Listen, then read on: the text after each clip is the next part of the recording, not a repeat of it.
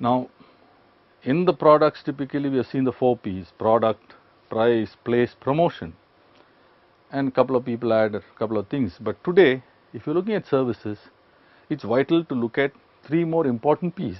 One is the people element, which is far more significant in the case of services.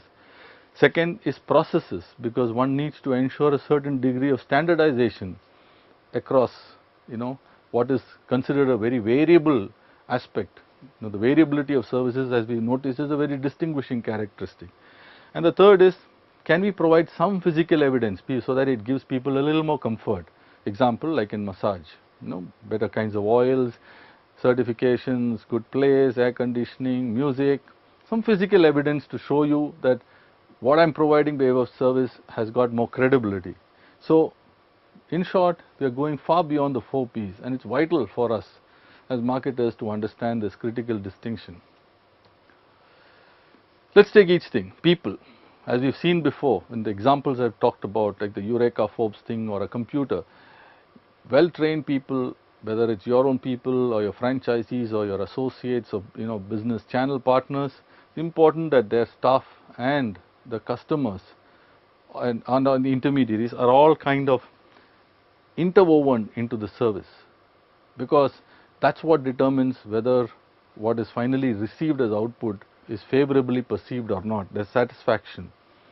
So, every staff member in a service environment is in some way or the other a marketer, whether he is a full-time or a part-time marketer, because every interaction with a staffer is really a moment of truth, like the Scandinavian Airlines chief mentioned famously in his book. It's a moment of truth between the organization and the customer. Therefore, it can be very highly variable. Therefore, the people element is critical, and service-oriented organizations who manage the people element better, you will find, are more competitive and highly regarded as opposed to their counterparts. Second thing, because of the high nature of variability, the perishability, and the lack of standardization of the service, it's important to have processes so that one can scale as one goes along and ensure a certain kind of standardized, to some extent or large extent, service for different customers over different points in time in different regions. So, these processes may not be so vital for goods and physical goods, but very vital for services. And there are various ways to do it, creating kinds of blueprints, guidelines, process manuals, so on and so forth. Some people also go one step further. There are certain sub steps within each service or processes, and they try to de-skill it, that is, make it less and less people dependent. You will see this today happening. For example, if you take ticket booking, and you can do it online, it substantially takes away the variability in terms of different ticket clerks at the railway station. That's a very simple example of showing you how one can de-skill certain processes. Physical evidence. Many times people are very worried whether, like I mentioned in the massage case or a healthcare space, does this man who's sitting in front of me have the qualification? Is he the right guy to do this service? Really, is he a quack, for example, if he's a doctor, or is he a real practitioner? So what doctors can do is to show their qualifications at the back, or they can show the recommendations or recognitions they have received, the kind of front office that they have, the kind of other things and paraphernalia that they show. Many doctors today really don't have to wear the stethoscope around their neck or have a white coat, but by putting that white coat and a stethoscope, it makes the patient feel that he is a doctor, a professional.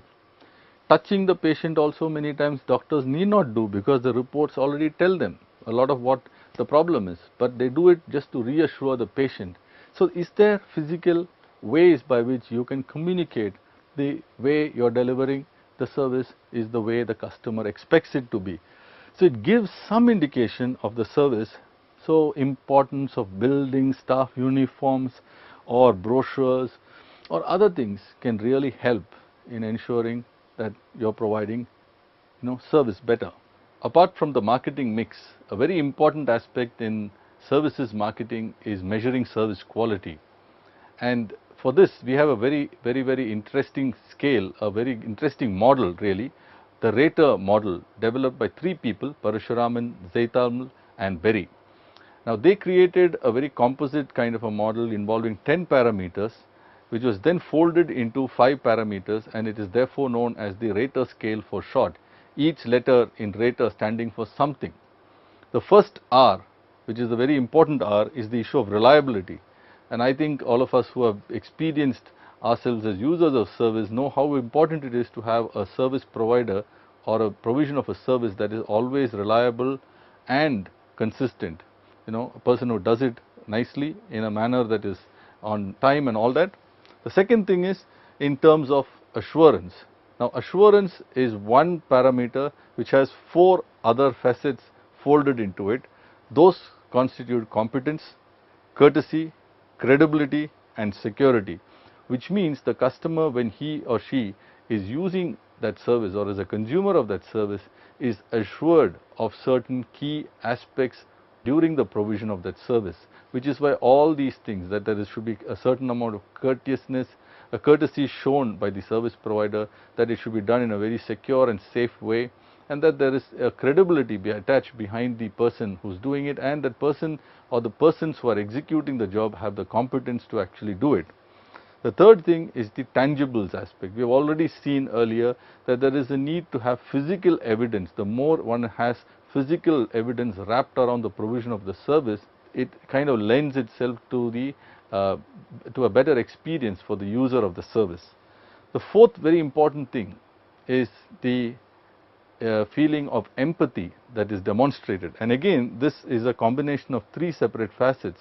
One is access, that is, I am able to access those who are responsible or those who have the authority to ensure the proper delivery of the service.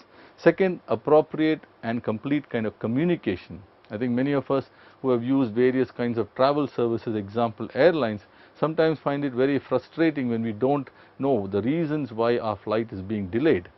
And the third thing is the understanding of the consumer. If something does go wrong, how do the people on the ground in key levels actually, you know, understand what is happening with the consumer, why it is so vital for the consumer, and does something about it. And finally, which is what we are coming to, the does something about it part, which is the responsiveness. How responsive are people, how willing are they to do things for you to make sure that your experience of that service is great.